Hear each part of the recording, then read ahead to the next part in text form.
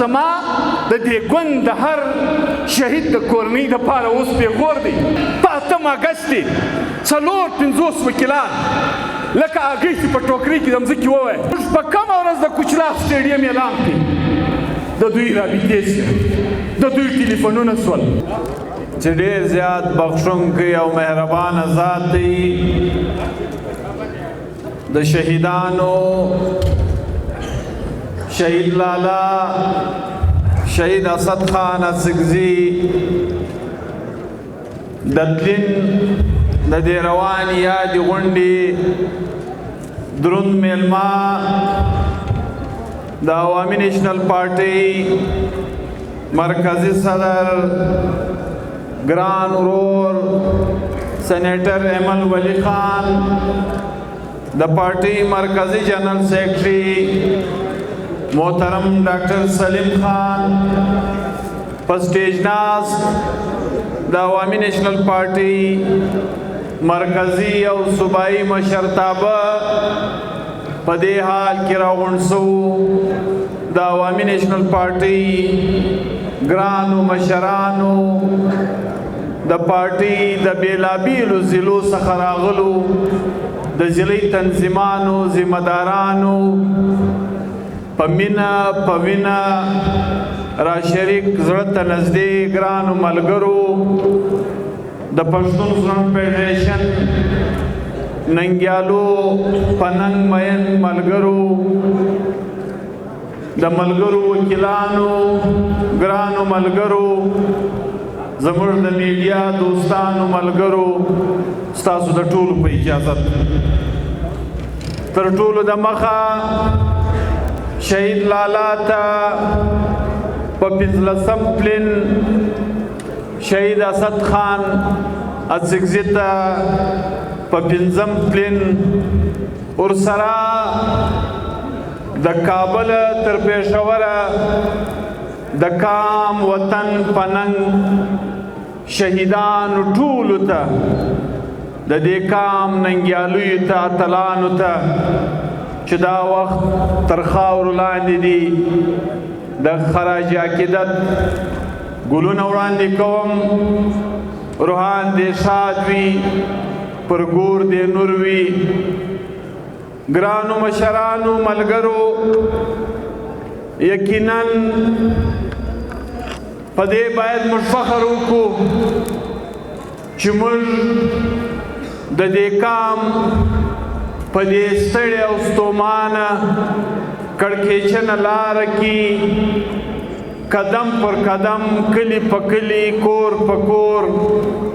د خپلو شهیدانو د قبرو په نښانیو دا عملاً ثابته کړې ده چې زموږ د دې کام دپاره چې څومره وینې توی سوي دي څومره مشران تللی دي څومره ځوانان تللی دي که زه دا خبره وکړم غلطه به نه وي چې زموږ د شهیدانو شمیر تر ډیرو ګوندونو د یو ګوند په حیثیت تعداد ډیر دی خو زموږ دغه تعداد چې د دې کام په لاره کې خپل ژوندون د لاس ورکړی دي دا پر زیات دی. دا د افتخار خبره ده. ګرانو وطنوالو پر کامونو د پیړیو په تېرېدو سلسلو کې تکلیفونه راځي مشکلات راځي خو یقینا ننګیالي د کام په سر خپله وینه در کام جاری چې بیا په تاریخ کې نوموړي پاته کیږي. بیا فخر په دې کول پکار دی چې موږ په لوی سر کې د فکر باچا خان داسې ملګري یو داسې وګړي یو چې نن د باچا خان خپل ژوند د ده د تحریک تر 100 کاله زیات عمر تېرېدو بس هم نن زموږ ملت زموږ خطه زموږ سیمه د باچا خان د لارې وخواته روانه ده. دا خپل په ځای خبره ده چې څوک په بغض کې څوک په عناد کې څوک د پښتونولیو په تربورګلوۍ کې د باچا خان لاره د باچا خان په نامه په نن سیاست کې نس یادولی، خو لاره د باچا خان لاره. تاسو وګورئ که د افغانیت خبره ده، د پښتونولۍ خبره ده، ګرانو ملګرو زموږ پرون هم په خپل لوی کور افغان وطن کې د چا سره رشته پر حکومت پر اقتدار نه وه. زموږ هره خبره د خاورې د افغانیت او د پښتونولۍ والا، خو چا به د مړه سره پر افغانیت اختلاف کوو، چا به د مړه سره پر پښتونولۍ اختلاف کولو، چا به د مړه سره پر وطن پرستی اختلاف کولو. چې دا قوم پرستی بت پرستی ده، د اسلام سرحد معلوم نه دی، دا ټول د یوې کلمې ورونه دي،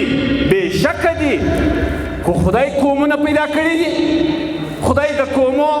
د اوسېدلو دپاره وطنونه پیدا کړي دي، نمونه یې ورکړي دي، نښانونه یې ورکړي دي، د حقوقو تعین یې ورکړی دی. زما خو په دې هېڅ اختلاف نشته چې مسلمان یو جسد دی، خو مسلمان د یو جسد سره سره د دې نړۍ په مختلفو سیمو کې ژوند کوي. د هر مسلمان د قام خپله سیمه خپل وطن معلوم دی، خو موږ د سیاست په دې لاره کې د جهاد او د کفر او د اسلام در هغه تیغ وایستل چې ګرانو وطنوالو دا چې د نه ژبه څه نیولې تر منصوره راځه په دې وطن کې در هر افغان در تن دا تیغ وواتئ. کډوالي پکې راله، بېکوري پکې راله، نن 50 کاله کم و بیش بعد راسئ نن ګرانو وطنوالو پر دې خبره باندې سوچ سره وکړو. موجوده رژیم په افغانستان کې شکل صورت نوم چې هر څه دی پر اقتدار زموږ خبره نه ده. نن ملا یعقوب چې پر هر فورم ودرېږي د افغان خبره کوي، د مسلمان خبره نه کوي. نن امیر خان متقي پر هر فورم د افغان خبره کوي، د اسلام خبره نه کوي. دا چې موږ په 88 کې ورته وویلې چې وروره ستا پر خاوره حمله ده، د یو فکر لاندې حمله ده، تر یو منصوبې لاندې حمله ده، جنگ د کفر او د اسلام نه دی. نو دا حساب دا کام باید وکړي چې آیا پر افغانیت 40 کاله مخکې درېدل پکارو که نن په لکونو انسانان در تیغ ووتل خبره راله و پنجاب و افغان ته ودرېده. دا چې په 88 کې پیښه وسوله، رهبر تحریک خان عبدالولي خان به افغان ورور ته کډوال نه ویل، مهاجر به نه ورته ویل، بابا به ورته مرور ورور ویل چې ای مرورو افغانانو کورو کلیو کول مه پرېږده، ته د بل لاسونو ته ځې، ته د دښمن لاسونو ته ځې، ستا په لاسو به ستا کور در نړوي، ستا په لاسو به ستا کور در ورانوي. دلته خلکو ورته کشمیر جوړ کړي چې دا خو غازیان دي، دا خو د شهیدانو د کامونو څخه دي. مختلف القابات یې ورکړل، ضیاءالحق ورته نصاب بدل کړي، شمشیر افغان یې ورته وویل. موږ به ورته ویل چې مه کوئ مه کوئ، په کور کې ناراضګي، په کور کې اختلاف، ټولې خبرې خپل په ځای دي، خو کور و کلی مه پرېږدئ. نن 50 کاله بعد پنجاب د افغان په څټه کې هره ورځ د بې عزتۍ کوتک ورسره کوي، وایي د دې خاورې څخه ووځه. نو راسئ ګرانو وطنوالو پر دې سوچ وکړئ چې د دې عزایمو د پنجاب د نن ورځې د عزایمو 50 کاله مخکې ستا رهبري پر دې خاوره باندې نشاندهي کړې وه. ګرانو وطنوالو پاکستاني جرنیلانو د پنجاب واکمنانو زموږ د وطنه لوبه جوړه کړې ده. جنرال ضیاء، جنرال جیلاني د جهادو، د مجاهدو، د اسلام په تبلیغاتو زموږ وطن لوټ لوټې ټکور ټکور تباه و برباد کړي. مشرف بیا ویلې ول دا خو دهشتګرد دي دا خو انتها پسند دي دا په څټه کې په وهل پکار دي د دې وینه تویول پکار دي بیا زموږ وینه توی سوله فیض و باجوه دا بیا راغله ولیا دا باتول غواړي سیاسي جماعتونه یې له کار جوړ سول ول دې ته غرونه حواله کوي دا فاټا ولې د پښتونخوا د وجود حصه سوله سیمه ور جلا کړي آبادکاري یې وکړي بیا لوبه شروع نن بیا حافظ منیر و بل جنرال وایي چې یا دا ختمول غواړي ګران وطنوالو ستا وینه ده ستا د تنه بهیږي دی ورباندې مزې کوي لکه څنګه چې وویل سو وسایل خدای پښتنو ته ورکړي دي په جنګ او په جګړه کې جګر د پرې ایښی دي دا نن زمرک خان خبره په اشاره کې پر وکړه دا زموږ وطن دا د یو منصوبې لاندې د 8 فروری 2024 انتخابات د دې نن ټولې تورې ورځې د کړیو سلسلې دي ګران وطنوالو تاسو وګورئ ستا ټول پښتون بیلټ دا ټیم قاتلانو ته دهشتګردانو ته خونخوارو خولو ته حواله دی پر روډو خلک ولاړ دي په سپینه ورځ ولاړ دي دا ټول د دې پلان حصه وه چې بس څوک به خبره نه پر کوي د دې پلان لاندې د هیڅ نه لري پنجاب یو د غنومو فصل لري کله وایي غنوم پورته کله وایي غنوم کښته